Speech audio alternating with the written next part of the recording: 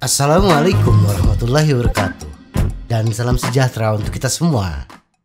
Sekitar 60 hingga 70% dari berat badan kita terdiri dari air. Dan setiap bagian tubuh kita membutuhkan air untuk berfungsi dengan baik. Dehidrasi terjadi ketika kita kehilangan cairan tubuh yang penting ini.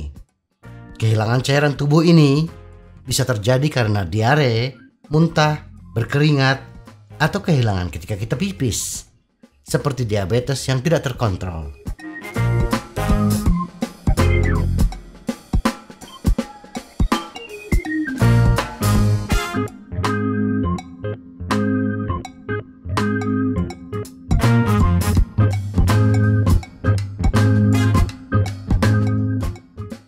Air membantu tubuh membuang limbah dari darah kita dalam bentuk urin. Air juga membantu menjaga pembuluh darah kita tetap terbuka, sehingga darah dengan nutrisi penting dapat mengalir dengan bebas ke ginjal kita. Tetapi jika kita mengalami dehidrasi, sistem pengiriman ini akan terganggu, sehingga ginjal akan lebih sulit untuk berfungsi. Dehidrasi ringan dapat membuat kita merasa lelah dan juga dapat mengganggu fungsi normal tubuh. Dehidrasi yang parah dapat menyebabkan kerusakan ginjal. Jadi, penting untuk minum cukup saat kita bekerja atau bersepeda dengan intensitas tinggi, dan terutama di cuaca yang panas dan lembab. Beberapa penelitian menunjukkan bahwa dehidrasi yang sering, meskipun ringan, dapat menyebabkan kerusakan ginjal permanen.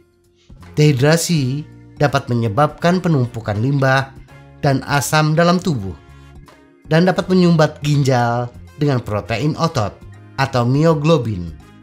Semua hal ini dapat melukai ginjal. Dehidrasi juga dapat berkontribusi pada pembentukan batu ginjal dan infeksi saluran kemih. Yang keduanya dapat menyebabkan kerusakan ginjal jika tidak ditangani dengan cepat. Batu ginjal tidak mudah terbentuk bila kita memiliki cukup air untuk mencegah kristal pembentuk batu saling menempel. Air membantu melarutkan antibiotik yang digunakan untuk infeksi saluran kemih, sehingga membuatnya lebih efektif. Air juga membantu kita membuat lebih banyak urin untuk membuang kuman.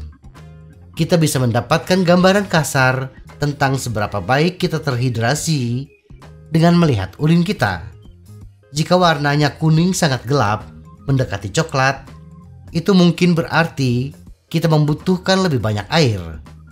Tetapi jika urin kita selalu sangat gelap, padahal kita rajin minum, maka kita harus memeriksakan diri ke ahli kesehatan kita untuk melihat apakah warna urin tersebut dipengaruhi oleh obat atau makanan yang kita konsumsi. Dan itu bukan karena kita mengalami dehidrasi. Tidak ada aturan pasti tentang jumlah air yang harus diminum setiap orang.